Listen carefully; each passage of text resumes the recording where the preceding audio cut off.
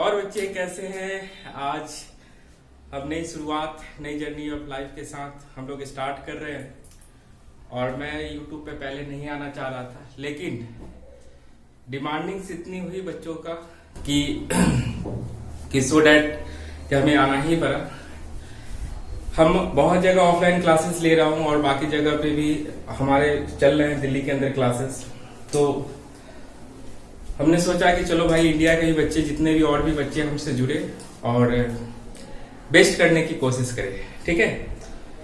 तो इसी बीच हमारे पास जितने भी क्लासेस में पढ़ रहे थे बच्चे, जो कि डिफरेंट इंस्टीट्यूट्स में, चाहे वो एसएससी की तैयारी कर रहे हो, आर्मी की तैयारी कर रहे हो, चाहे यूपीएससी की तैयारी कर रहे हो, क्लास 9th के बच्चे हो, 10th के बच्चे हो, 11th के बच्चे हो, 12th के बच्चे हो, जितने भी बच्चे सबने छोटा मोटा सबने डिमांड किया कि सर आप प्लेटफॉर्म पे आइए और बाकी के जितने भी बच्चे हैं उसको पढ़ाइए, ठीक है। तो हमने छोटी सी चैनल स्टार्ट कर डाली है और बाकी के जितने भी सब्जेक्ट्स होंगे मैं उसको कवर करूंगा। खासकर मैथ और साइंस को मैं फिनिश करूंगा जितने भी हैं। अभी सामने हमारे बोर्ड्स एग्जाम पे भी हमें ध्यान देना है, क्योंकि जो सीबीएसई की गाइडलाइंस है कि मई में एग्जाम्स होनी है, उसको एक्सटेंड किया गया थोड़े दिन के लिए। तो बेसिकली अभी जो हमारा जो भी क्लासेस हो रही है, मैं अभी जो क्लास लूंगा, जो चैप्टर्स कवर करूंगा, वो खासकर आपके बोर्ड्स को लेके है कि जो बोर्ड्स में हमारा टारगेट क्या होना चाहिए, बोर्ड्स को हम कैसे कैचअप करें। क्योंकि सो डैट की बोर्ड्स की जो एक हमेशा एक टारगेट पॉइंट होती है जिसको हमें टच करना होता है। यदि आप बोर्ड्स के नंबर्स के पीछे लोग इसीलिए भागते हैं क्योंकि वो हमारे लाइफ का एक पड़ाव है, ठीक है। यदि आप बोर्ड्स में नंबर कम होंगे, आपके गार्जियंस, आपके जानने वाले, आपके कलीग्स आपको बहुत परेशान करते हैं, तो एक टैग है, तो आप बोर्ड्स पे ही ज्यादा फोकस करेंगे। अभी खासकर हम एंट्रेंस का भी देखेंगे, लेकिन हमारे सामने जो चीजें हैं वो बोर्ड्स एग्जाम्स है। और क्लास 10th को मैंने ध्यान में रखते हुए ये वीडियो लेके आ रहा हूँ। हर एक चैप्टर्स को मैं टॉपिक बाय टॉपिक्स कवर करूंगा और साथ में हमारे पास जो टोटल 15 चैप्टर्स जो है, जो हमारी सीबीएसई की गाइडलाइंस है कि अकॉर्डिंग टू 30% रिड्यूस किया गया, उसको भी मैं साथ ही साथ अभी जो चीज आपके लिए जरूरत है उसको भी कवर करूंगा और जो चीज जरूरत नहीं है उसको मैं कवर नहीं करूंगा, ठीक है। तो हमारा फोकस है कि जो मई में एग्जाम्स आने वाली है उस पर बिल्कुल टूट पड़ना है। और मैंने आपको कहा भी है कि दैट इज द अब की बार डायरेक्ट सीबीएसई पे वार करना है और साथ में सबको क्या करना है, 100 के पार, ठीक है। तो हमारे पास जितने भी चैप्टर्स है, that is the class 10th की जितने भी साइंस के चैप्टर्स है, अभी खासकर मैं साइंस पिक करने वाला हूं, उस पर हम फोकस करेंगे। और साइंस में कौन सा chapters, the first ones that is the chemical reactions and chemicals bondings, और साथ में उसके इक्वेशंस कैसे बनाए जाते हैं, सारा चीज इस first chapters in with in 1 hour I will finish each and everything, ठीक है। सीबीएसई के बोर्ड्स के एग्जाम्स कैसे होते हैं, बोर्ड से रिलेटेड क्वेश्चंस क्या होते हैं, सारा चीज मैं कवर करने वाला हूं, ठीक, इसके अंदर। अब हमारे पास बात आती है कि केमिकल रिएक्शन चैप्टर्स और केमिकल इक्वेशन चैप्टर्स पढ़े तो पढ़े क्यों। क्लास 9th और क्लास 10th की बात करें, क्लास 9th उससे पहले बैकअप में जाओ, अब बिल्कुल बेसिक से स्टार्ट पे लेके जाओगे तो आप वहां पे देखते हो कि वहां पे बचपन में आपको सिखाया जाता है छोटे छोटे चीजों, जैसे कि बेटा क्या खाना खाए, कार्बोहाइड्रेट, प्रोटीन, फैट, विटामिन, बहुत सारे छोटे छोटे चीजें आपको सिखाई जाती है।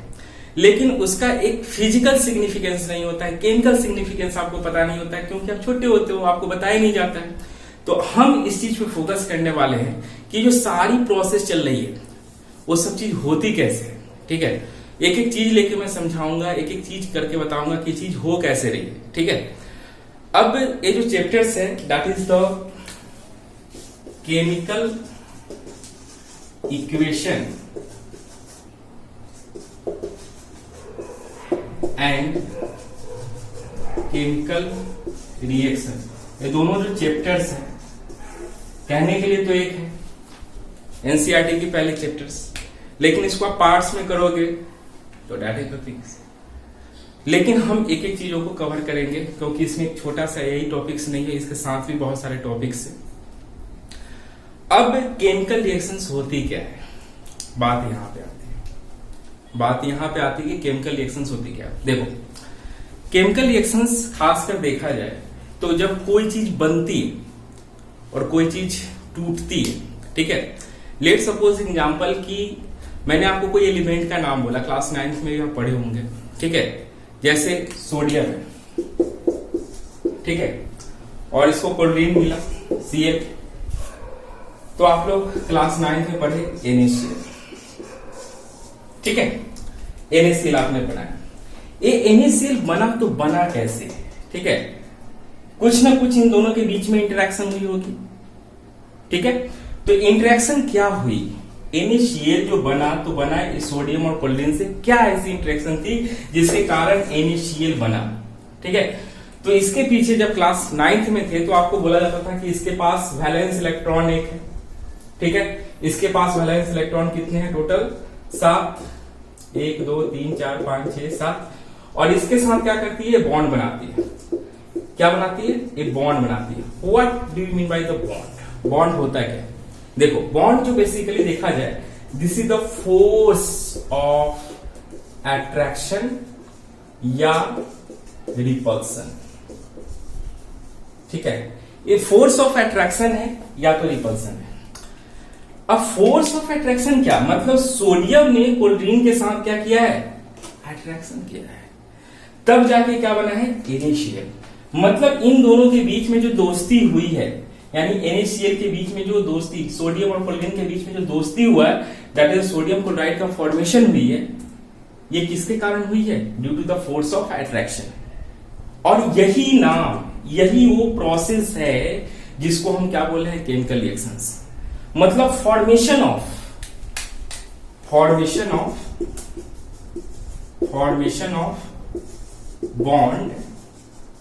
बॉन्ड की जगह आप क्या यूज कर सकते हो, दैट इज द फोर्स। मतलब फोर्स है एक तरह से देखा जाए, ये फोर्स बन रही है, टूट रही है, बन रही है, टूट रही है, वो क्या है, that is the chemical reactions है, वो एक केमिकल रिएक्शन है, ठीक है। मतलब कोई चीज का बनना, कोई चीज का टूटना, फॉर्मेशन और breaking, that is the chemical reactions. अब केमिस्ट्री है भाई, अब केमिस्ट्री है तो हम केमिस्ट्री का ही कॉन्सेप्ट कवर करेंगे। जैसे लेट्स सपोज एग्जांपल, मैंने सोडियम कवर किया और क्लोरीन किया, तो सोडियम क्लोराइड बना NaCl। अब लोग कहेंगे कि घर में जो सोडियम क्लोराइड खाते हैं भी तो एक chemical compound, of course this is also a chemical compound, NaCl। हाँ जी, NaCl तो है, NaCl ऑफ कोर्स है, लेकिन ये जो बॉन्ड हुआ, फॉर्मेशन हुआ, किसके कारण हुआ, that is the force of attraction के कारण। अब ये रिएक्शन हुई है या नहीं हुई है, हमें पता कैसे लगेगा। यदि कोई लेट सपोज एग्जांपल कि मैंने आपको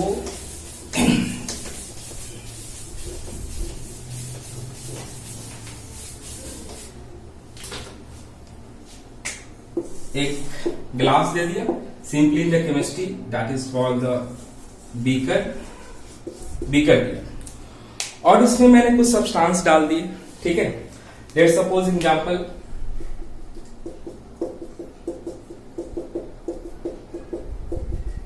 मान लो कोई एसिड ही डाल दिया, ठीक है, चाहे वो HCl हो, H2SO4, कोई भी चीज डाल दो। फिर मैंने क्या काम किया कि इसके अंदर कुछ बेस मिला दिया,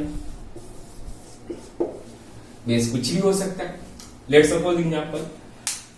तो इसके अंदर रिएक्शन हुई है या नहीं हुई है, how it will be confirmed, कैसे होगा कंफर्मेशन। तो कंफर्मेशन के लिए हम कुछ चीजों को देखते हैं और उसके अकॉर्डिंग सारी चीजों को कवर करेंगे। लेट सपोज एग्जांपल कि हमारे पास एक दिस इज अ बाइट्स है, एक पेपर का, ठीक है, ये बाइट्स है, ठीक है। और इस बाइट्स को हमने क्या काम किया है, अभी देखने में कैसा लग रहा है, सिंपल चीज, स्ट्रिप, एक स्ट्रिप जैसा दिख रहा है, पेपर है। हमने क्या काम किया कि इसको माचिस के तिल्ली से हमने इसको बर्न किया, ठीक है, ये बर्न करने के दौरान आप देख रहे होंगे कि इसके जितने भी फिजिकल सिग्निफिकेंस था, यहां पे देखो एश बन चुका है, सिंपली इट इज अ एश, ठीक है। तो पहले एक सिंपल सी क्या थी, ये पेपर थे, पेपर का स्ट्रिप था, लेकिन एक किसमें कन्वर्ट हो चुका है, एक एश, एक राख में कन्वर्ट हो चुका है। तो ये क्या थी, मतलब कोई भी केमिकल रिएक्शन हो रही है, एक कंफर्म कर रहा है कि उसका फिजिकल अपीयरेंस भी चेंज हो रहा है। मतलब दैट इज द कोई केमिकल रिएक्शंस हुई है तो पक्का है, इट कंफर्म्स कर रहा है कि that is the physical changes है, फिजिकल चेंजेज, फिजिकल चेंजेज है। अब ये फिजिकल चेंजेज क्या, एक तो मैंने एग्जांपल लेके बताया, एनसीईआरटी भी इस चीज को लिखती है, कैसे लिखती है वो भी मैं लूंगा। एनसीईआरटी इस चीज को एग्जांपल में कैसे समझाई है, उसने बोला कि आपको क्या काम करना है, लैब में जानी है, मार्केट में जानी है, जहां पे जाओ एक मैग्नीशियम का स्ट्रिप लो, you have to take the magnesium, वो भी सेम ऐसा ही एक स्ट्रिप के फॉर्म में आता है। आपने मैग्नीशियम का एक स्ट्रिप लिया है और उस स्ट्रिप को क्या करोगे, बर्न करोगे, जलाओगे। जब इसको जलाओगे तो ये क्या बन जाएगी, सिंपल एस के फॉर्म में कन्वर्ट हो जाती है। तो मतलब मैग्नीशियम ने इन द प्रेजेंस ऑफ ऑक्सीजन, मैं ये भी बताऊंगा कि ऑक्सीजन की ही प्रेजेंस में कंबशन क्यों होती है, वाई, अदर की चीजों में क्यों नहीं होती है। तो मैग्नीशियम प्लस ऑक्सीजन जब मिला होगा तो magnesium oxide, this is the magnesium oxide. और जो AMgO है ये ऐश है, ऐश है, और ये क्या था, सॉलिड फॉर्म में था, ये सॉलिड फॉर्म में था। मतलब फिजिकल चेंजेज भी हुई, मतलब इसका फिजिकल चेंजेज हुई, मतलब ये कंफर्म कर रहा है कि कोई भी केमिकल रिएक्शंस होंगी तो पहला क्या सिग्निफिकेंस आएगा, दैट इज द, क्या चेंजेज आएंगे, पहला that is the physical changes, ये आएंगे फिजिकल चेंजेज, फिजिकल चेंज। कोई भी केमिकल रिएक्शन हुआ कि नहीं हुआ, केमिकल रिएक्शन हुआ कि नहीं हुआ, इसका क्या है कॉन्सेप्ट, इसके लिए कॉन्फर्मेशन के लिए, कॉन्फर्मेशन के लिए अब क्या देखना पड़ेगा, फिजिकल चेंजेज। दूसरी चीज मैंने क्या काम किया, आपके जो एनसीईआरटी में जो एक्टिविटीज दे रखी है मैं उस पर फोकस कर रहा हूं, ठीक है। एक्टिविटीज में बोला गया है कि हमने एक बीकर लिया है, दिस इज अ बीकर, और इस बीकर में उन्होंने एक सब्सटेंस लिया है, इस केमिकल का नाम है, this is the lead nitrate. Lead nitrate को हम सिंपली कहते हैं PbNO3, इसको PbNO3 लेड नाइट्रेट बोलते हैं। अभी जो PbNO3 है, उन्होंने बोला कि इस केमिकल के अंदर हम क्या काम करते हैं, we add the potassium, potassium.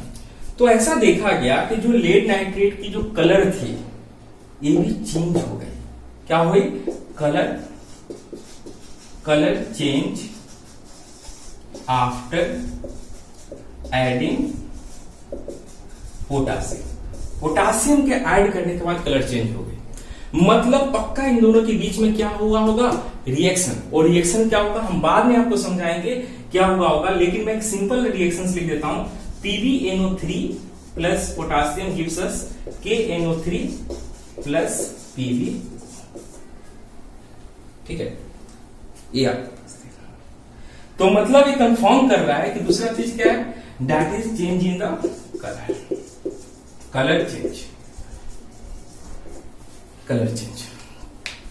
मतलब ये आपके पास कंफर्म कर रहा है कि क्या होगा, कलर का चेंज होगा। अगली चीज मतलब कोई केमिकल रिएक्शन हुआ है कि नहीं हुआ है, ये चीज पता लगाने के लिए हमारे पास दो ऑप्शन है, दैट इज द, या तो फिजिकल चेंजेज आएगी या कलरेशन का चेंजेज आएगा। अगली चीज, क्या कोई और भी हो सकते हैं sir options, yes of course होते हैं, वो चीज है क्या, उसको ध्यान देंगे। लैब में जब जाओ और लैब में आप एक डिस्क को ले लो, this is a called China disc, ठीक है।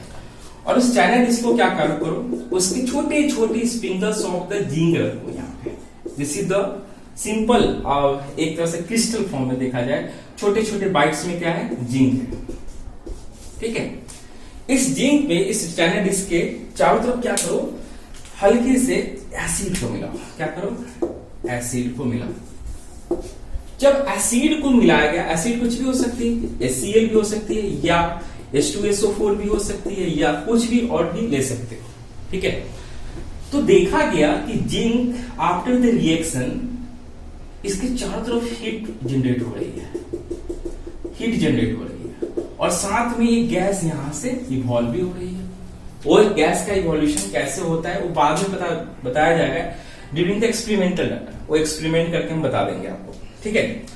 तो जो जिंक है उसने क्या किया, एसिड के साथ रिएक्ट किया। लेट्स सपोज एग्जांपल कि हमने HCl लिया था, एसिड, और उसको जिंक के साथ रिएक्ट करवा रहा है। Zinc plus HCl gives us ZnCl2 plus H2 gas.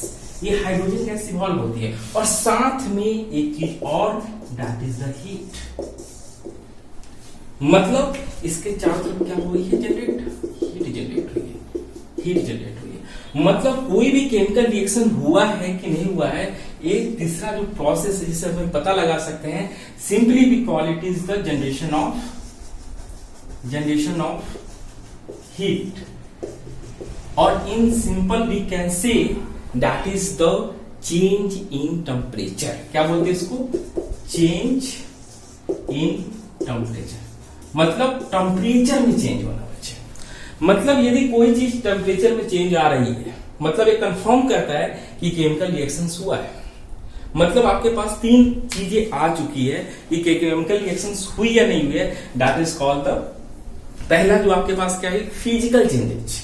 मतलब कंक्लूजन देखे, कंक्लूजन हमारे पास अवेलेबल है, क्या कोई भी केमिकल रिएक्शन हुई है या नहीं हुई है, वो क्या है, दैट इज द केमिकल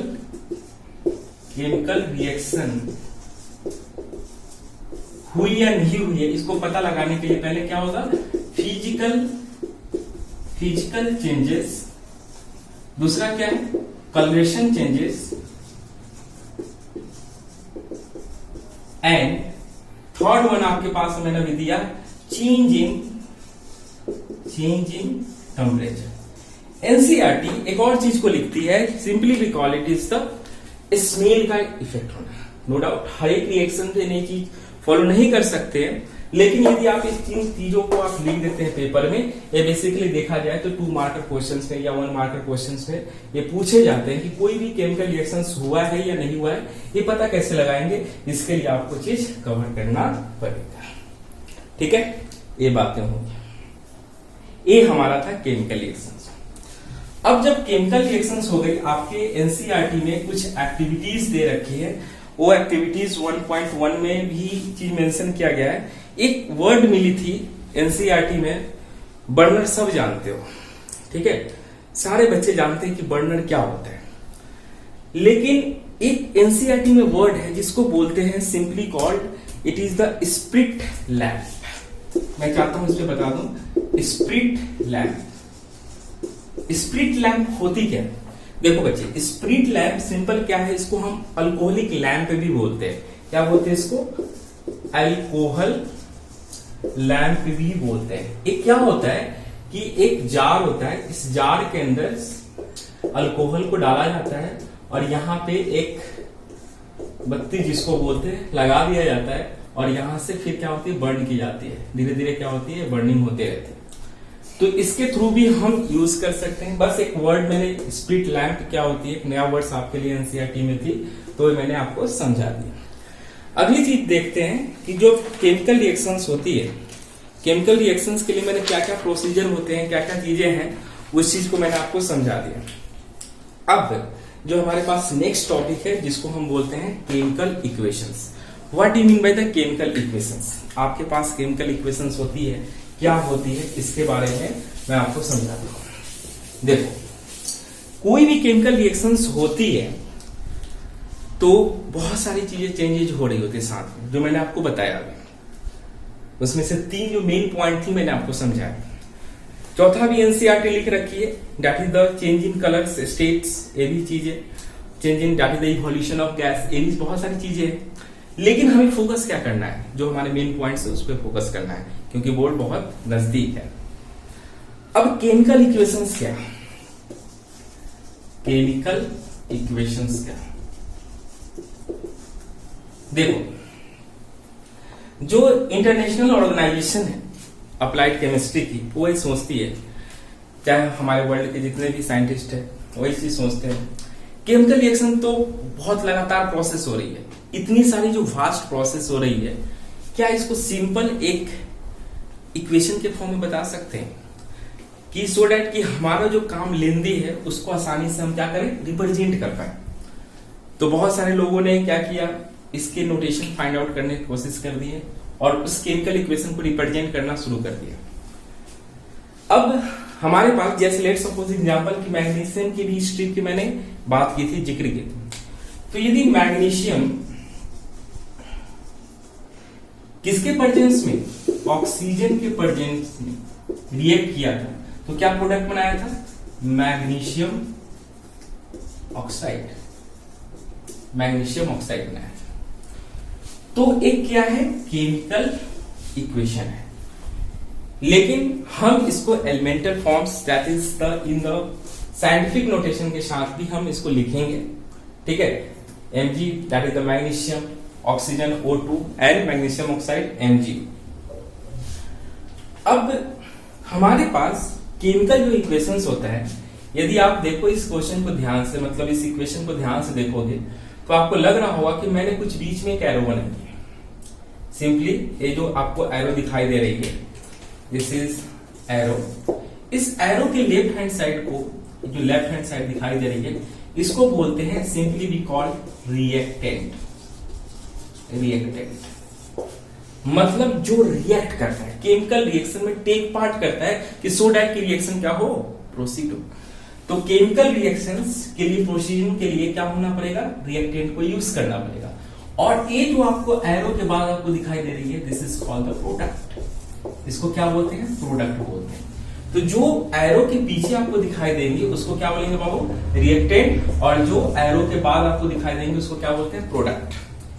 और ये जो एरो आपको दिखाई दे रही है, ये डिनोट करता है दैट इज किस तरफ रिएक्शन जा रही है, आगे की तरफ जा रही है या पीछे की तरफ जा रही है।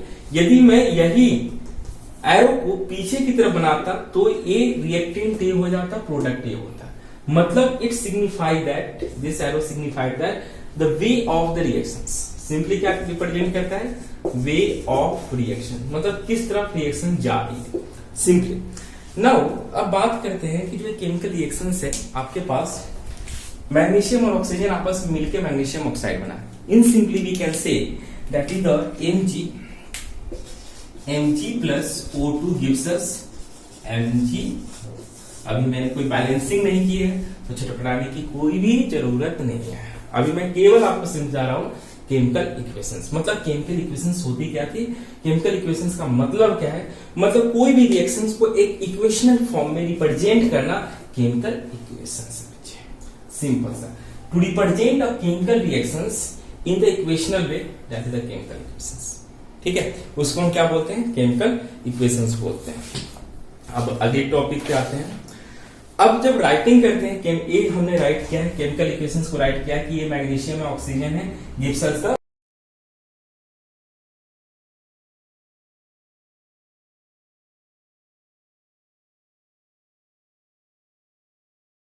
Magnesium oxide. अब बात करते हैं बैलेंसिंग का, क्योंकि देखा जाए तो ये जो रिएक्शन है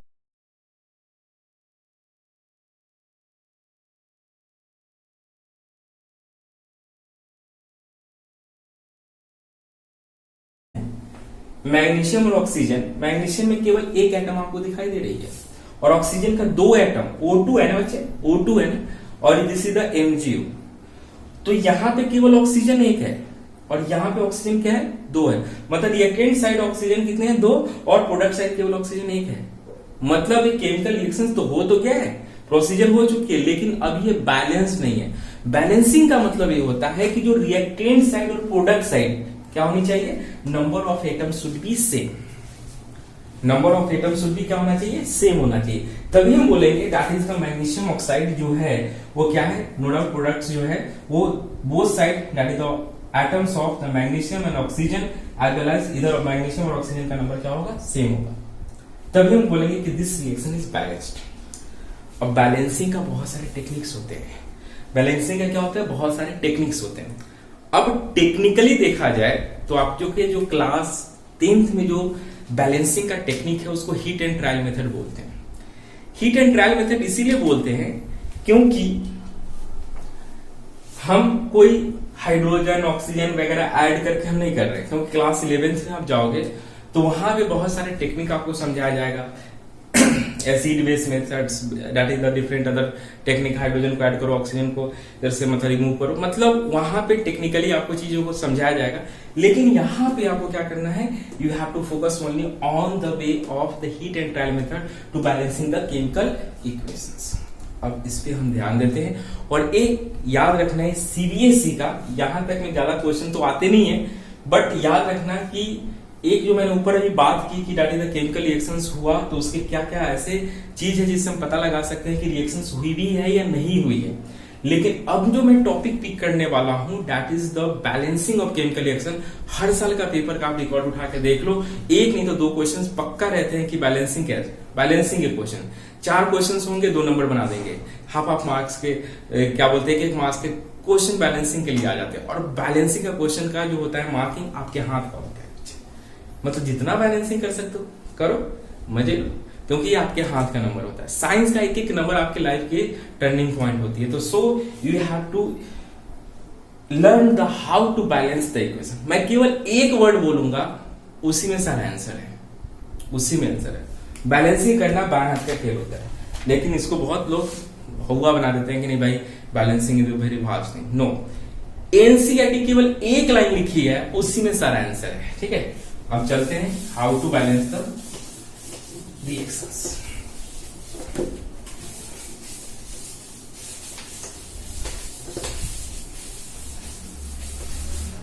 देखो हेडिंग है how to balance the reaction. मैं एनसीईआरटी वाला ही पिक करूंगा, क्योंकि यहां पे बहुत सारे बच्चे हो सकते हैं जो बिल्कुल बेसिक से समझ रहे हैं, हो सकते हैं बच्चे जो काफी हाई लेवल पे जा चुके हैं। मैं सबके लिए कॉमन चीज बना के चल रहा हूं, क्योंकि बोर्ड सबको देना है। बोर्ड क्या देना है, सबको देना है। तो हाउ टू बैलेंस रिएक्शंस, जो एनसीईआरटी एक एग्जांपल ले रखी है, वो ले रखी थी जिंक और एसिड का। मैं आपको बता दूं, जिंक और एसिड का Zn plus H2SO4 gives us ZnSO4। ये एक क्या है, केमिकल रिएक्शन है। हम इस रिएक्शन को प्लस हाइड्रोजन गैस भी यहां से, ठीक है, इस रिएक्शन को क्या काम करना है, बैलेंस करना है। अब बैलेंसिंग होगी कैसे देखा जाए तो इधर हाइड्रोजन दो हाइड्रोजन, जिंक इधर, सर बैलेंस रिएक्शन। इसमें तो कुछ करना ही नहीं है।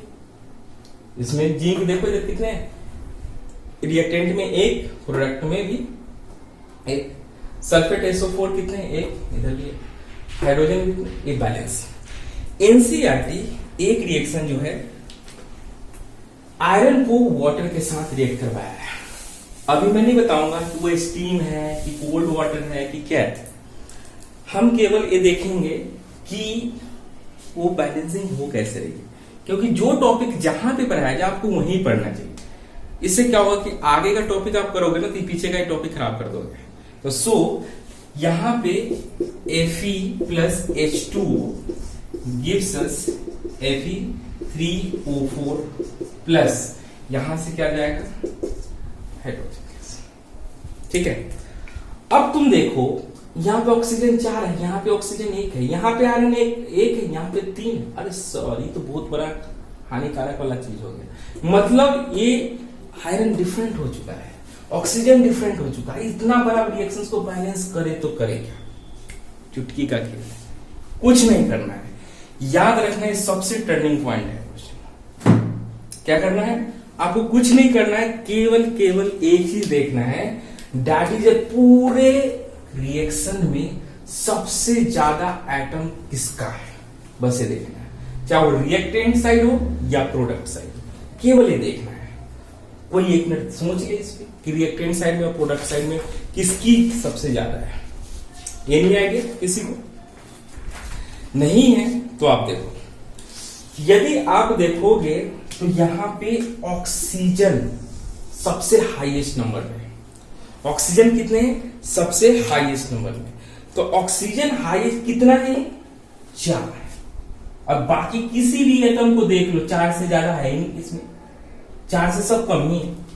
तो याद रखना, कोई भी केमिकल इक्वेशन को बैलेंस कर रहे हो तो आपका टारगेट फिक्स होना चाहिए कि हाईएस्ट नंबर ऑफ एटम किसका है। हीट एंड ट्रायल मेथड का सबसे बेस यही है, हीट एंड ट्रायल मेथड का बेस ही यही है, ठीक है। मतलब हाईएस्ट आपको एटम वाला देखना है, मतलब उसके नंबर ज्यादा। अब क्या काम करेंगे, यहां पे 4 है, आंख बंद करो और रिएक्टेंट साइड 4 बैलेंस करो ऑक्सीजन। इसको यहां पे कोफिशिएंट में, यहां पे बच्चे कोई भी यदि आप एटम का नंबर लिखते हो इस यहां पे 4, तो this is the 4 is coefficient. देखो 4 ऑक्सीजन हो गया, मतलब H2O यहां 4 लिख दोगे तो 4 ऑक्सीजन और 8 क्या हो जाएंगे, हाइड्रोजन, ठीक है। तो मतलब फिक्स्ड है, आप यहां पे जैसे ही 4 लिखोगे 4 ऑक्सीजन क्या हो जाएगी, बैलेंस्ड। लेकिन सर एक और तमाशा खराब हो गया, वो कौन सा तमाशा है, वो तमाशा है सर हाइड्रोजन का। हाइड्रोजन कितनी है, यहां पे टोटल देखा जाए 8 और प्रोडक्ट में है सर 2। ले कुछ मत करो, कुछ मत करो, ये जो 4 है ना यहां डाल दो, ये 4 जो है यहां डाल दो। कितने हो चुके हैं, 8। इधर कितने हैं, 8। ऑक्सीजन कितने हैं, 4। इधर ऑक्सीजन कितने हैं, 4। सर एक ही बचा हुआ है, कौन, आयरन। तो आयरन कितने यहाँ पे 3, यहाँ पे डाल दो ना, क्या दिक्कत है, क्या दिक्कत है। मतलब इट कंफर्म्स दैट बबुआ कि this is the Fe3Fe plus 4H2O gives us Fe3O4 plus 4H2O. This get balanced. ठीक है, यही एनसीईआरटी है। एनसीईआरटी केवल एक वर्ड को छुपाई, वो चीज क्या थी, ऑक्सीजन। केवल ऑक्सीजन के 4 एटम को देखना था और सारे रिएक्शन बैलेंस्ड। एक बार 4 देखो, उसको बैलेंस करो, उसके बाद सब्सिक्वेंटली करते चले जाओ, आंसर आपके हाथ में है। कोई बड़ी चीज है ही नहीं भाई। और इसी के पेपर में एक नंबर फिक्स्ड है, एक नंबर। ये पेपर में 4-4 होते हैं, ये पेपर में 4-4 होते हैं बैलेंसिंग के लिए। मतलब इट कंफर्म्स दैट कि आपके 2 नंबर हाथ में है सीबीएसई का। ये इस साल पेपर में 6 नंबर का आने वाला है सीबीएसई, जो अभी नई गाइडलाइन निकाली है। 6 मार्क का चैप्टर है जिसमें 2 नंबर इसी का है, आप देख लो, ठीक है। ये बहुत ही इंपॉर्टेंट टॉपिक था। केवल क्या देखना था बच्चे, number of, that is the oxygen. अब याद कर लेना, भैया इतना समझा रहे हैं, और यदि पसंद आ रहा है तो लाइक भी कर दो, सब्सक्राइब भी कर देना चैनल को, और साथ में बेल आइकन को भी क्या करना है, दबाते रहना। यदि नहीं दबाओगे तो भैया अगला नोटिफिकेशन नहीं आएगा, समझ लो, ठीक है। तब नेक्स्ट टॉपिक आपको कैसे मिलेगी, यदि आप लाइक नहीं करोगे, सब्सक्राइब नहीं करोगे तो कैसे मिलेगी। तो लाइक भी करना है, और जब दबा के तुम बिल्कुल ठोकते चले जाओ, लाइक पे लाइक और सब्सक्राइब, ठीक है। अब चलते हैं बाबू आगे वाले टॉपिक्स पे। अब और याद रखना, जो भी बच्चे को यदि कोई चीज समझ में नहीं आती, उसको लगता है कि टॉपिक मेरे को थोड़ा सा कम समझ में आया, please write down in the comment box, I will finish next time. मैं पक्का वादा करता हूं कि आपको नेक्स्ट टाइम मैं वो चीज दूंगा, ठीक है। और यदि मेरे कमेंट बॉक्स में आते हैं, बाकी मेरे टेलीग्राम चैनल का है, वो डिस्क्रिप्शन में लिंक में दे दूंगा, दैट इज द डिस्क्रिप्शन में दे दूंगा कि मेरे टेलीग्राम चैनल पे आ जाओ। फेसबुक के जो मेरे पोस्ट है, क्रिएटिंग जो पोस्ट है, उस पर भी आप आके ज्वाइन कर सकते हो, और सारे फ्री ऑफ कॉस्ट है बच्चे, मतलब सारा एजुकेशन में फ्री ऑफ कॉस्ट कर दिया हूँ। जो भी बच्चे इसका लाभ लेना चाहते हैं, लो, बिल्कुल दबा के ठोकते चले जाओ, लाइक पे लाइक, और यहाँ पे आप ज्वाइन करो। कोई भैया इधर उधर की क्लासेस की जरूरत नहीं है, बोर्ड्स में केवल क्या करने हैं, मार्क्स लेके आने हैं, ठीक है। ये चीजें। Now come to the point, next topics. Next topic क्या, सर इतने रिएक्शन हो रहे हैं, अभी होगा तो होगा कैसे, देखा जाए। अब कहते हो सर धूप से आते हो घर पे और कहते हो कि मुझे पानी पीना है, नींबू पानी पीना। ओ माय गॉड, तो नींबू पानी पीना है तो भैया नींबू पानी, उस भी तो एक केमिकल रिएक्शन ही होगा। आते हो जाते हो बराती के अंदर जो ठूस ठूस के खाते हो, भाई क्या है, वो भी तो केमिकल रिएक्शन ही है। तो ये जितने भी केमिकल रिएक्शंस आपको दिखाई दे रहे हैं, मतलब हो रहे हैं, क्या एक ही जैसे सब होते हैं? नहीं, वो सब डिफरेंट तरह के केमिकल रिएक्शंस होते हैं। अब डिफरेंट तरह के केमिकल रिएक्शंस होते हैं तो सर सबका कुछ ना कुछ उद्देश्य होगा, ऑफ कोर्स उद्देश्य है। अब देखो भैया, ये तो हम हमारा तो वॉल इसके ऊपर ही है, बोर्ड के ऊपर, इसकी भी पुताई उताई हुई होगी, नो डाउट। तो सॉरी सेट होकर बहुत व्हाइट व्हाइट दिख रहा है, मार्बल बिल्कुल फिक्स दिख रहा है। ऐसा क्यों? कोई ना कोई इसके पीछे राज है, राज को जानना होगा पहले यहाँ पे। अब देखो, कोई भी केमिकल रिएक्शंस हो रही है, उसके डिफरेंट फॉर्म्स होते हैं। इन सिंपल देखा जाए, मतलब हम केमिकल रिएक्शंस के क्या पढ़ने वाले हैं? टाइप्स। टाइप्स के जरिए हम देखेंगे। अब देखो, पहला जो केमिकल रिएक्शन का टाइप है वो है that is the combination reaction. Combination reaction. अब देखो, नाम में ही आंसर छिपा हुआ है, कॉम्बिनेशन। अब भैया जन्मों जन्मों का ही साथ वाला रिएक्शन है, मतलब कंबाइन होना, मतलब दो या दो से ज्यादा चीज जब आपस में जुड़ते हैं तो एक क्या बनता है? Single product. सिंगल प्रोडक्ट याद रखना है पेपर में, असर्शन रीजन में क्वेश्चन बन सकता है। कॉम्बिनेशन रिएक्शन ये type in which a single product is form, ये असर्शन में लिया जाएगा, और रीजन में दिया जाएगा it is a type of chemical reaction. चाहे कोई भी और ऐसा बना देगा फॉर्मेट जिसमें आपको कंफ्यूजन होगी, तो लेकिन आपको देखना क्या है? Single product. यदि सिंगल प्रोडक्ट की बात कर रहा है chemical reaction that is the combination reaction, तो ये कंफर्म कर रहा है कि वो कॉम्बिनेशन का पार्ट है। ठीक है, लेट्स सपोज एग्जांपल, आपके एनसीईआरटी में जो एग्जांपल दे रखी है मैं उसी की बात करने वाला हूं कि कॉम्बिनेशन रिएक्शन का क्या है। CaO, this is called the quick lime, याद रखना बच्चे, ये बहुत ही फेमस रिएक्शन है, प्लस H2O जिसको हम पानी बोलते हैं, ये बनाता है, दिस इज द CaOH का होल ट्वाइस, और साथ में यहां पे कुछ एनर्जी निकलती है। अब देखो, दो chemical compound CaO plus water H2O क्या बना दिया? CaOH का होल ट्वाइस, और इसको हम बोलते हैं स्लैक्ड लाइन। क्या बोलते हैं बच्चे? Slaked lime. और इसको बोलती है CaO, this is called the quick lime. इसको क्या बोलते हैं बच्चे? Quick lime. तो CaOH का whole twice, this is called the slaked lime. देखो प्रोडक्ट कितने बने हैं? केवल एक प्रोडक्ट। अब कोई नहीं बोल रहा है कि भाई एनर्जी को भी हम प्रोडक्ट बोलेंगे। भाई एनर्जी नो डाउट उसका एक फिनोमिना जो हुई है, केमिकल रिएक्शन हुई है, उसका एक एक्सट्रैक्शन पार्ट है, मतलब उसका रिजल्टिंग पार्ट है, लेकिन प्रोडक्ट तो सर एक ही बनी है ना, CaOH का होल ट्वाइस। तो so it is also the example of the combination reactions. मतलब कॉम्बिनेशन रिएक्शंस में this is the best example, paper में बहुत बार पूछा जा चुका है। क्विक लाइम का फॉर्मूला क्या होता है? एमसीक्यू में पूछा जा सकता है कि स्लैक्ड लाइम का फॉर्मूला क्या होता है? स्लैक्ड लाइम बनता किससे है? ये छोटी छोटी चीजें एमसीक्यू का पार्ट होता है, आपको समझना पड़ेगा, तभी जाके आपके पास आंसर आ पाएगी, वरना नहीं आएगी। तो छोटे छोटे भी यूनिट्स में जो आंसर आते हैं आपको देखना पड़ेगा। ठीक है, अगली चीज आपके पास आती है, जैसे दूसरी जो बहुत सारे एग्जाम्पल आपके एनसीईआरटी में दे रखे हैं,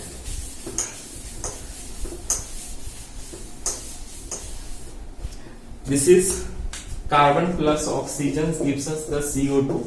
ठीक है, ये भी कॉम्बिनेशन रिएक्शंस का पार्ट है, और साथ में वाटर भी H2 plus O2 gives us H2O, balance नहीं है अभी। ठीक है, तो ये भी क्या है? एक सिंगल प्रोडक्ट का फॉर्मेशन हो रही है। So this is known as the combination reaction. अब जो अगली पार्ट है, जो अगला टाइप है, याद रखना कॉम्बिनेशन का केवल एक ही मुद्दा है कि वो सिंगल प्रोडक्ट बनाएगा और बाकी कुछ ऐसे नहीं। और chemical reaction in which two और more reactant react to form a single product, that is called the combination reaction. मैंने 2-4 एग्जांपल यहां पे दे दिए हैं, आप उसको कवर कर लेंगे। अब इसके अंदर ही जो अभी मैंने एनर्जी लिखा था, उसके रिलेशन में मैं कुछ बता देना चाहता हूं। ये चीज होती क्या? देखो, रिएक्शन के दो फॉर्म्स हो सकते हैं। कोई ऐसे रिएक्शंस होते हैं जहां पे एनर्जी निकलती है, कुछ ऐसे रिएक्शंस होते हैं जहां पे एनर्जी यूज होती है। ठीक है, तो on the basis of energy, मतलब किस बेसिस पे? On the basis of energy, energy के बेसिस पे केमिकल रिएक्शन के दो टाइप्स होते हैं। कितने टाइप्स होते हैं बच्चे? दो। एक होता है एंडोथर्मिक और दूसरा होता है एक्सोथर्मिक। देखो, नाम में कुछ चीज छुपा हुआ है। थर्मिक, थर्मिक का मतलब होता है हीट। क्या मतलब होता है? हीट। और अब ऐसा रिएक्शन जिसके अंदर हीट यूज होती है, क्या होती है? हीट यूज होती है कि रिएक्शन भैया हो जल्दी से हो, नहीं तो भैया काम खराब हो जाएगा। ठीक है, लेट्स सपोज एग्जांपल कि कोई ऐसा रिएक्शन, जैसे आप क्या करते हो, कैल्शियम कार्बोनेट है CaCO3, this is called the calcium carbonate. जब इसको आप गर्म करते हो, क्या करते हो? हीट करते हो। आप इसको हीट करो तो ये टूट जाएगा। किसमें टूटेगा? CaO प्लस CO2 में। और इसी को तो अभी आप बोले थे, क्या बोले थे? Quick line, quick line. ठीक है, तो सो इसको रिएक्शन, मतलब आपने इस रिएक्शन को प्रोसीड कराने के लिए आपने क्या दिया है? हीट दिया है। मतलब the reaction in which the heat is use to complete the reaction, उसको क्या बोलते हैं? एंडोथर्मिक। और जो दूसरा होता है एक्सोथर्मिक। ऐसा रिएक्शन जिसमें हीट निकलता है, भैया निकलो निकलो निकलो, नहीं तो कुछ नहीं उपाय होने वाला। तो एक्सोथर्मिक रिएक्शन कैसा होता है? जिसमें हीट रिलीज होता है। तो अभी तो एग्जांपल हमको बताए थे, कौन सा बता दो? जो एक्सोथर्मिक का रिएक्शन था वो था, अभी आपने CaO प्लस वाटर मिला दो इसके अंदर, क्या बन जाएगा? CaOH का whole twice plus that is the energy, मतलब हीट निकल गई। तो so this is known as the exothermic reaction. मतलब ऐसा रिएक्शन जिसमें हीट यूज होती है एंडो, ऐसा रिएक्शन जिसमें हीट रिलीज होती है एक्सो। इसका बेस्ट एग्जांपल एंडो का CaCO3 को हीट करोगे, CaO प्लस CO2 बनाएगा, और प्लस दैट इज द, ये जो प्रोडक्ट होगा जिसमें हीट का यूज होना है। और जब इसको वाटर के साथ रिएक्ट करवा देंगे, this is known as the quick lime. इसको क्या बोलते हैं? Quick lime. तो CaOH का होल ट्वाइस प्लस न, मतलब CBSE में इतनी बार पेपर में पूछा गया है कि मत पूछो। मतलब CBSE में लगातार ये पेपर में क्वेश्चन आ चुका है, लगातार, बिल्कुल ध्यान देने वाली बात है। तो ये कभी कभी फॉर्मूला में CBSE का बहुत इंपॉर्टेंट क्वेश्चन है, क्योंकि एक क्विक लाइन का ऊपर भी फॉर्मूला पूछता है। कभी कैल्शियम कार्बोनेट को हीट करने के बाद क्या प्रोडक्ट बनता है, ये भी पूछ देता है। बोल देगा कि एक केमिकल सब्सटेंस है जिसको X बोलते हैं, वो हीट करने के बाद Y देता है, Z बोलता है, और लास्ट में बता देगा कि स्लैगलाइन देता है, और बाकी के अदर रिएक्शंस को लिखो। तो आपको चीज बिल्कुल ध्यान में रखना पड़ेगा, एक एक चीज को बारीकी से पकड़ना पड़ेगा, तभी जाके CBSE पे आप अटैक कर पाओगे, वरना नहीं कर पाओगे। ठीक है, अगली चीज ये हो गई, that is the chemical reactions का पहला टाइप। और इसके अंदर सब में मैंने एनर्जी के बेसिस पे कुछ बता दिया। मतलब अभी तक हमने क्या पढ़ लिया है? That is the combination reaction, exothermic, endothermic reaction. Exo और एंडो का कोई बेसिस नहीं होता है, उसको हम बेस मान के पढ़ा लेते हैं, कॉम्बिनेशन के अंदर ही सब हेडिंग में बना लेते हैं। ठीक है, जो नेक्स्ट टॉपिक्स हम पिक करने वाले हैं, जो आपके NCERTs वगैरह में दे रखा है, that is the decomposition reaction. ये बहुत इंपॉर्टेंट है। सेकेंड टाइप है डीकम्पोजिशन रिएक्शन। ये क्या होता है? देखो बच्चे, डीकम्पोजिशन रिएक्शन का मतलब क्या होता है? पहले देखो, आप खाना खाते हो, भैया हमने खा लिया, भैया वाई फैट्स कार्बोहाइड्रेट सब खा लिया, क्या वो सेम खाना निकलता है क्या सुबह के वक्त? नहीं भाई, उसको छोटे छोटे बाइट्स में टूटना पड़ता है। मतलब डीकम्पोज हो रहा है, मतलब टूट रहा है। क्या हो रहा है? टूट रहा है। मतलब डीकम्पोजिशन रिएक्शन एक ऐसा रिएक्शन होता है जिसमें कोई भी केमिकल कंपाउंड क्या करती है? ब्रेक करती है। मतलब ब्रेकिंग ऑफ केमिकल कंपाउंड, ठीक है। लेट्स सपोज एग्जांपल ऑफ सबसे फेमस एग्जांपल होता है CaCO3। बेचारे को कर दो हीट का साइन ये होता है बच्चे, दिस इज द हीट। तो क्या बन जाएगा? CaO plus CO2। Oh my God, this is the calcium carbonate ने हीट देने के बाद किसमें कन्वर्ट हो गया? CaO plus CO2। मतलब ये क्या है? Quick line. बार बार याद दिला दे रहा हूं, क्विक लाइन। और this is called the line, जिसको आप चूना बाद में बोलने वाले हो, टेंशन ना लो। ठीक है, तो इसको हीट करने के बाद CaO प्लस CO2, मतलब इसको क्या हो चुका है? डीकम्पोजिशन, ब्रेकिंग हो चुकी है, टूट चुके हैं एक दूसरे से। This is the CaO plus CO2, this is called decomposition. मतलब सिंपल सा कह सकते हैं decomposition reaction is a process in which a chemical compounds break into some छोटे छोटे बाइट्स में कंपाउंड, ठीक है, मतलब सम स्मॉल कंपाउंड्स, ठीक है। अब बात करते हैं सिंपल सा मतलब, भैया इसका नाम लिख लेना, लाइमस्टोन बोलते हैं इसको। डीकम्पोजिशन के बाद आती है बात कि sir that is known as जो केमिकल रिएक्शंस होती है जिसको बोलते हैं इन सिंपल। एक रिएक्शंस और भी दे रखा है आपके एनसीईआरटी में, वो भी देख लो, वो भी फेमस एग्जांपल है PbNO3। जब इसको हीट करते हो PbO प्लस NO2 गैस निकलती है, ठीक है। और यहाँ पे साथ में याद रखना एक और भी ऑक्साइड के साथ NO2 के साथ ऑक्सीजन गैस भी रिलीज होती है, O2 गैस भी रिलीज होती है, बहुत फेमस है। यू कैन बैलेंस, आप बैलेंस कर सकते हो, ठीक है। तो this is a very very important reactions for the CBSE exam.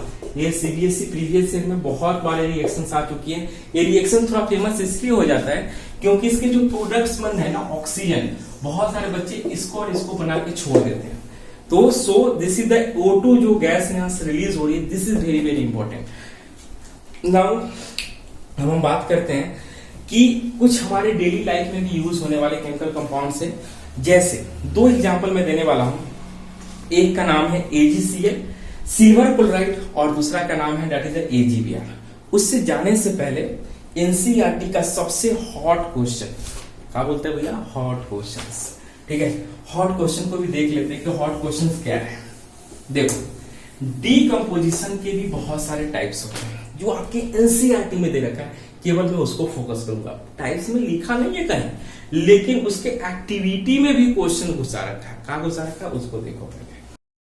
देखो डीकम्पोजिशन ऐसा नहीं हो सकता है कि ऐसे ही सिंपल सा हो गया भाई। हो सकता है कोई रिएक्शन किसी को देख के हो रहा है, मतलब लाइट को देख के रिएक्शन हो गया, हो सकता है हीट को देख के रिएक्शन हो गया। ये सब बहुत सारा लोचा वाला काम है, मतलब किसी को देख के कुछ हो गया।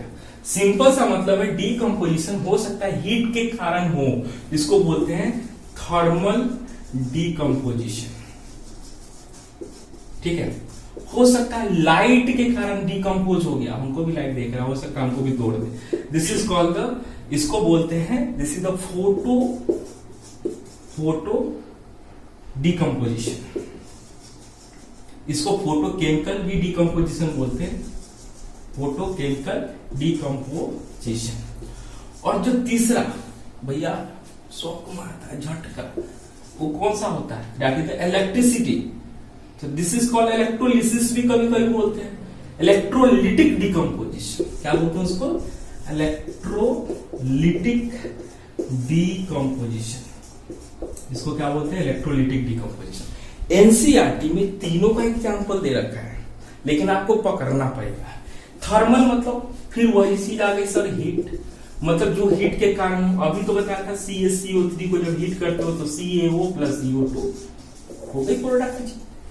फोटो केमिकल मतलब लाइट को देख के हम रिएक्शन कर गए, वो क्या होता है, दैट इज द AgCl को जब लाइट दोगे तो टूट जाएगा। लाइट का साइन बच्चे H nu, हायर क्लासेस में पढ़ोगे। दिस इज द फ्रीक्वेंसी और this is the Planck's constant, मतलब H is the Planck's constant और nu इज द फ्रीक्वेंसी, ठीक है। H nu लाइट है, जब AgCl टूटेगा किसमें टूट जाएगा, Ag प्लस Cl2, बैलेंस कर लेंगे, ठीक है। दूसरा जो फेमस है that is called the AgBr।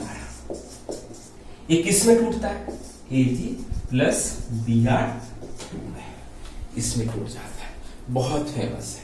क्यों ये फेमस है, क्योंकि दिस इज द, ये याद रख लेना, ये सिनेमैटोग्राफी भी क्वेश्चन में आ चुका है कि which chemical compounds used in cinematography for the white and black photography, ठीक है। तो white and that is the black photography में AgBr को हम यूज करते हैं, पेपर में ऑलरेडी आ चुका है।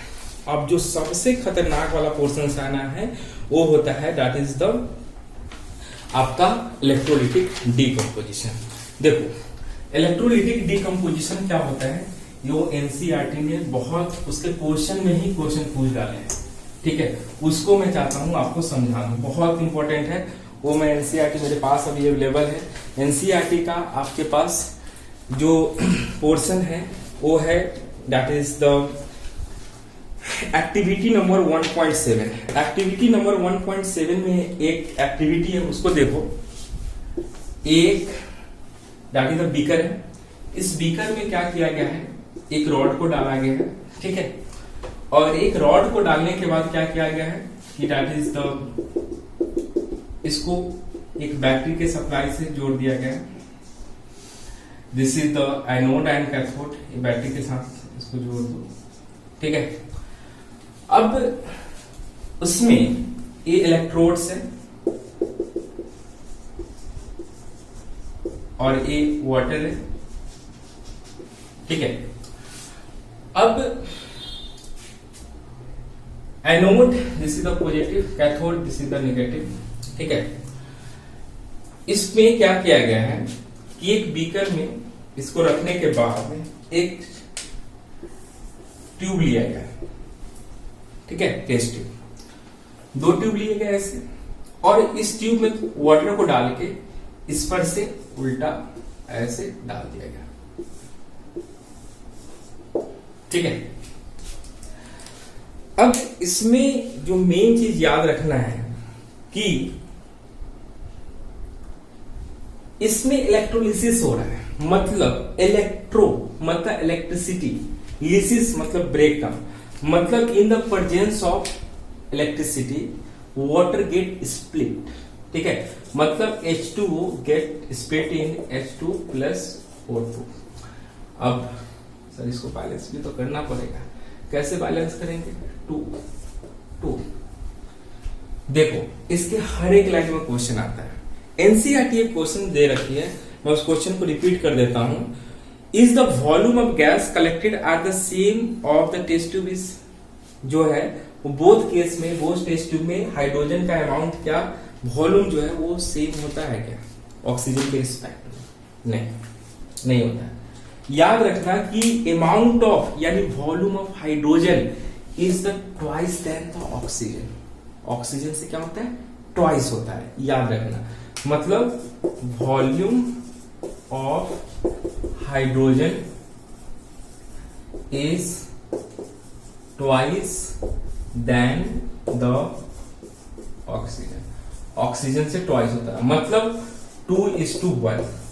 मतलब ये हाइड्रोजन है तो ये ऑक्सीजन है, याद रखना, बिल्कुल याद रखना, ठीक है। इस फॉर्मेट में भी क्वेश्चंस आ चुके हैं, ठीक है।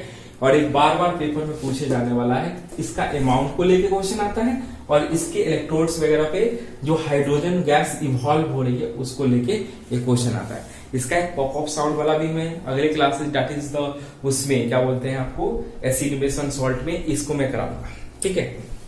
अब यहाँ पे जो मेन चीजें हैं, जो थर्ड टाइप्स के रिएक्शंस है जिसको हम बोलने जा रहे हैं, that is the displacement reaction. ये बहुत खतरनाक वाला रिएक्शन है, मतलब एक दोस्ती को दूसरे को दोस्ती को तोड़ना है ना। तो that is the displacement reactions. जो थर्ड टाइप्स है, मैंने पहला जो आपके टाइप्स कॉम्बिनेशन, उसके बाद डिकम्पोजिशन, डिकम्पोजिशन के सब पार्ट्स हो गए। तो थर्ड टाइप्स है that is the displacement reaction. इसको क्या बोलते हैं बच्चे? डिस्प्लेसमेंट। देखो बहुत खतरनाक चीज है, ये क्या खतरनाक चीज है, ध्यान देने वाली। 2 की दोस्ती है, तीसरा बीच में क्या करेगा, अड़ंगा रहेगा। मतलब डिस्प्लेस करना है, मतलब एक ऐसा केमिकल रिएक्शन है जिसमें एक मोर रिएक्टिव है, ठीक है। मतलब ये दोनों के बीच में दोस्ती थी,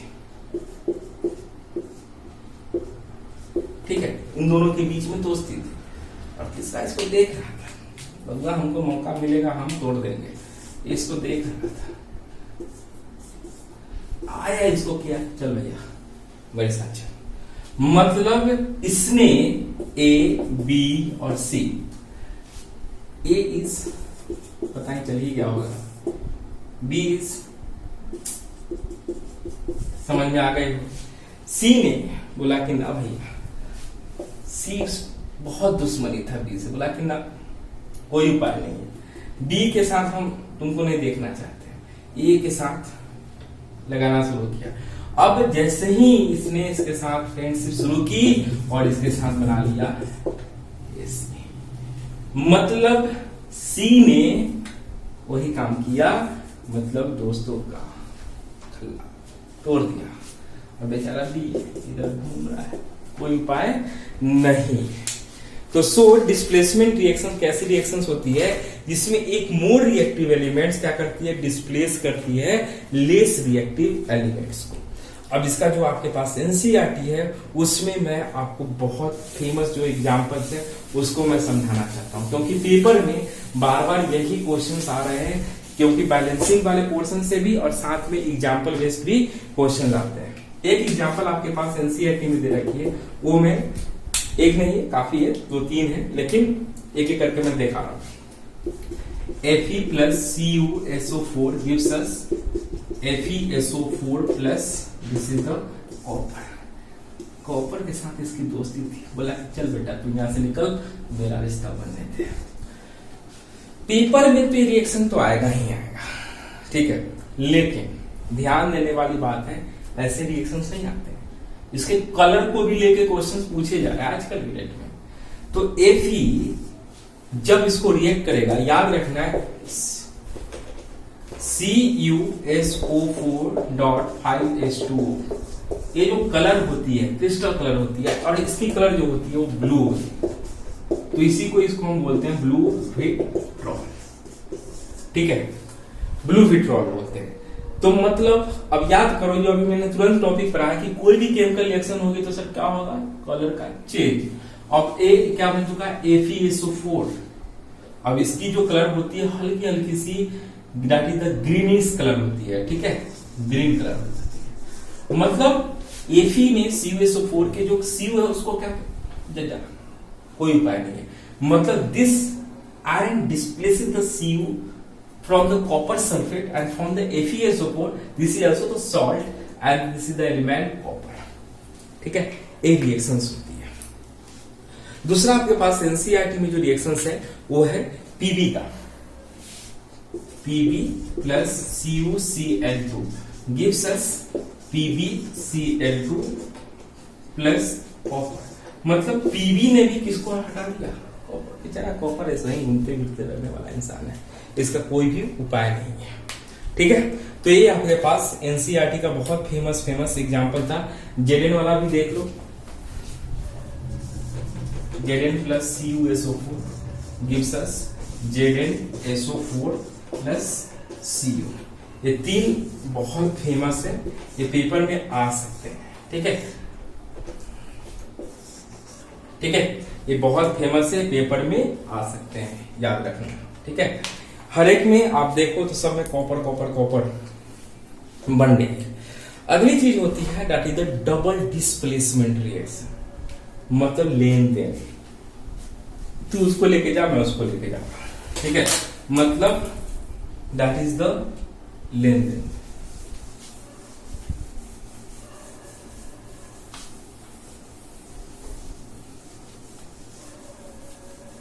मतलब that is the double displacement. तो फोर्थ टाइप है, जो लास्ट टाइप है ऑफ दिस जो केमिकल रिएक्शंस है उसके जो लास्ट टाइप है that is the double displacement reaction. Double displacement reactions बहुत ही खतरनाक वाली चीज है। ये है क्या उसके बारे में देखो जो डबल डिस्प्लेसमेंट रिएक्शंस है इसके अंदर एक दूसरे से लेन देन, मतलब एक ऐसा रिएक्शन जिसके अंदर एक कंपाउंड दूसरे कंपाउंड के उसके एलिमेंट को कहता भैया जा डिस्प्लेस कर, मतलब displacement. Let suppose example Na2SO4 plus आपके पास जो एक कंपाउंड है दैट इज इसको बैरियम के साथ कर दो BaCl2 गिव्स अस से क्या देगा प्रोडक्ट BaSO4 प्लस क्या देगा NaCl, ठीक है। ये बैलेंस नहीं है, बैलेंस कर लीजिएगा, बैलेंसिंग मैंने अभी सिखा दिए।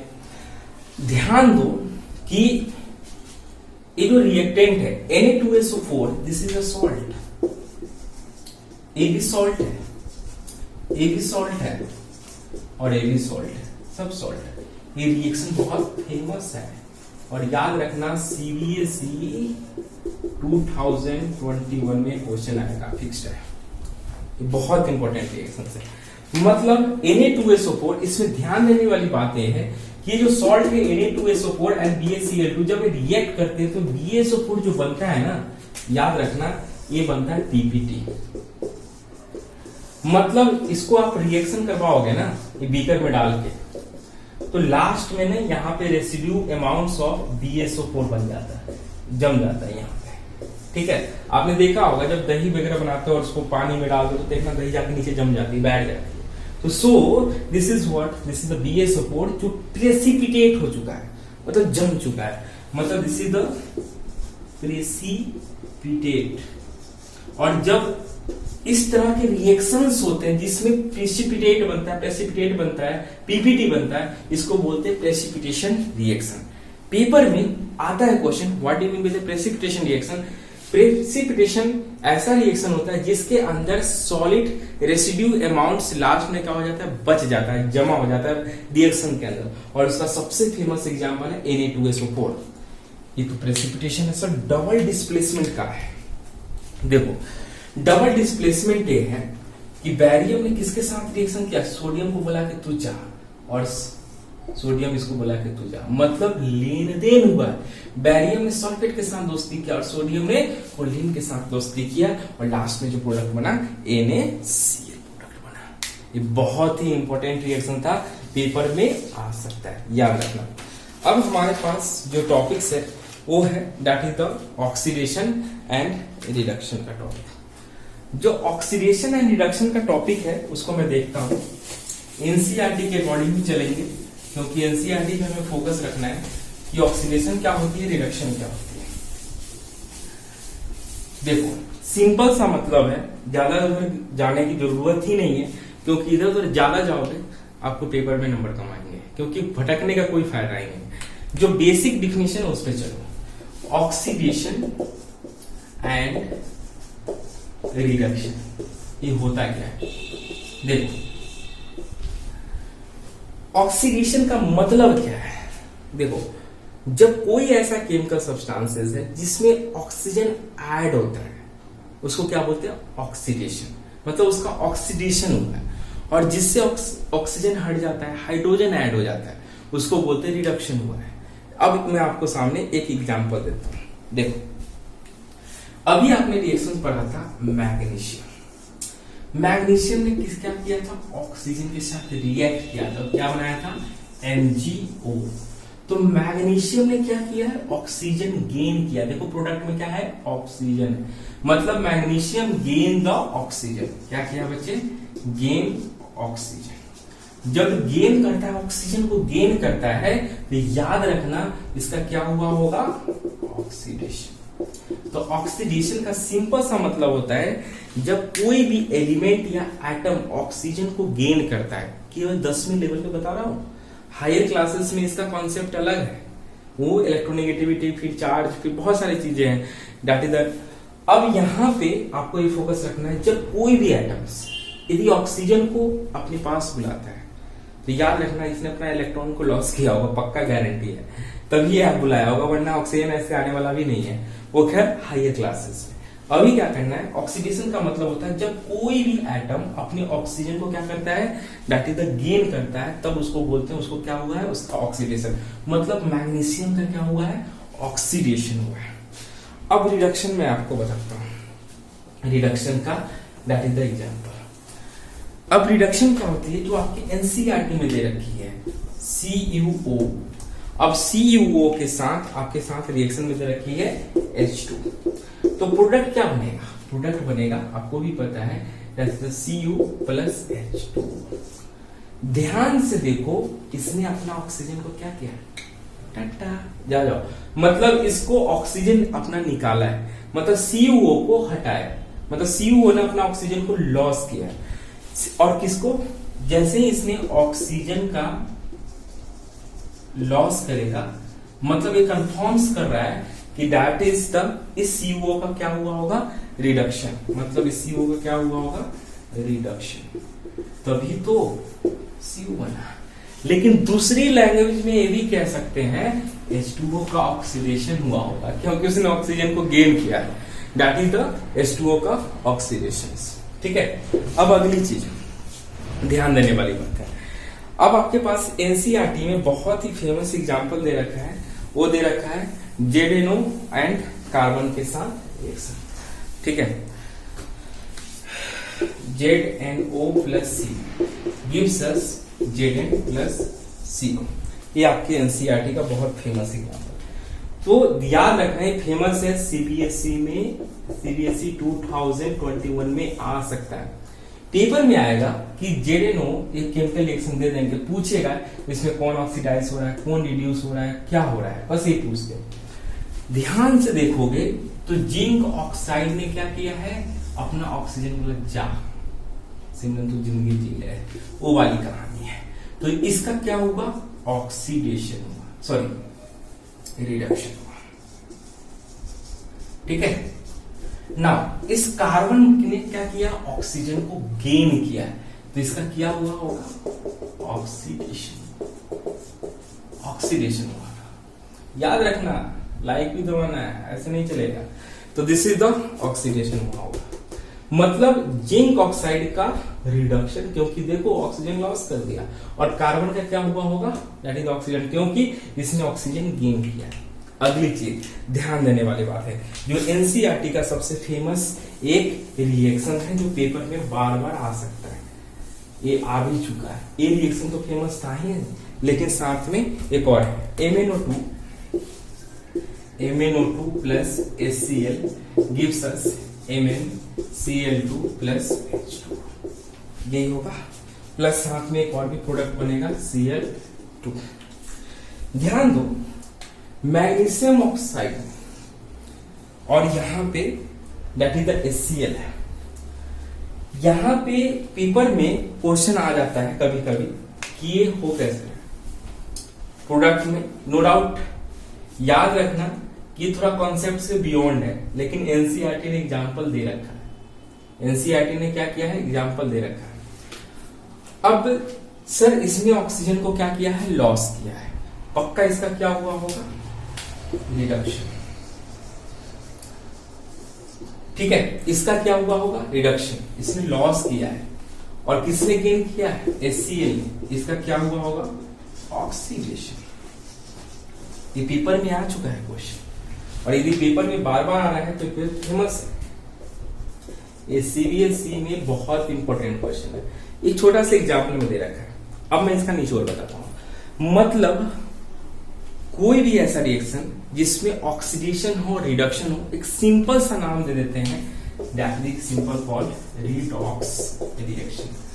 रिडॉक्स रिएक्शन का मतलब है, ये होता है कि ऐसा रिएक्शन जिसमें ऑक्सीडेशन भी हो रहा है और रिडक्शन भी हो रहा है। क्या हो रहा है, ऑक्सीडेशन भी एंड रिडक्शन भी। केमिकल रिएक्शन इन विच, यहां पे लिख सकते हो, chemical reaction in which the oxidation as well as reduction take place, उसको क्या बोलते हैं, that is the redox reaction। ये मैंने आपको क्लियरली समझा दी, ठीक है। ये चीज बिल्कुल आपको ध्यान देना है। इस चैप्टर की सबसे लास्ट टॉपिक पे हम पहुंच चुके हैं, that is the corrosion and the rancidity. देखो बच्चे, मैं कोरिजन का जो बेसिक जो मेन पार्ट्स है वो आपके मेटल्स वाले में आपको समझाया जाएगा, मेटल वाले जो चैप्टर्स है उस पर समझाया जाएगा, लेकिन मैं अभी कुछ बेसिक जो इस चैप्टर्स में दिए गए हैं उसको मैं फोकस कर लेता हूँ, और दैट इज द रेंसिडिटी को भी फोकस कर लेता हूँ। सिंपल सा मतलब ये होता है,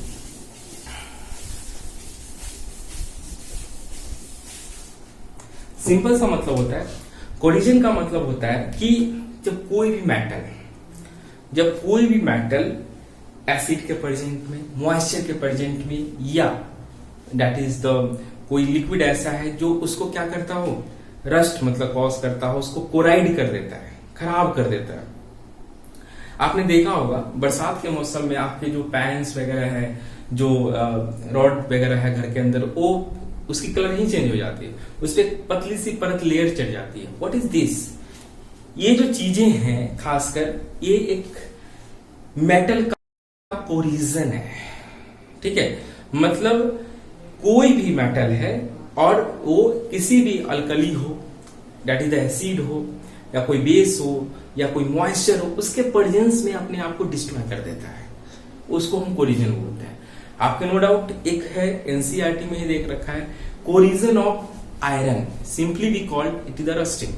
पेपर में आएगा, मेटल वाले चैप्टर्स में मैं बताऊंगा कि इसके प्रिवेंशन गैल्वेनाइजेशन के थ्रू कर सकते हैं, पेंटिंग के थ्रू कर सकते हैं, बहुत सारे टेक्निक्स है उसके थ्रू कर सकते हैं, लेकिन यहाँ पे केवल जानना था कि कोरिजन होता है। दूसरी चीज है दैट इज द रेंसिडिटी।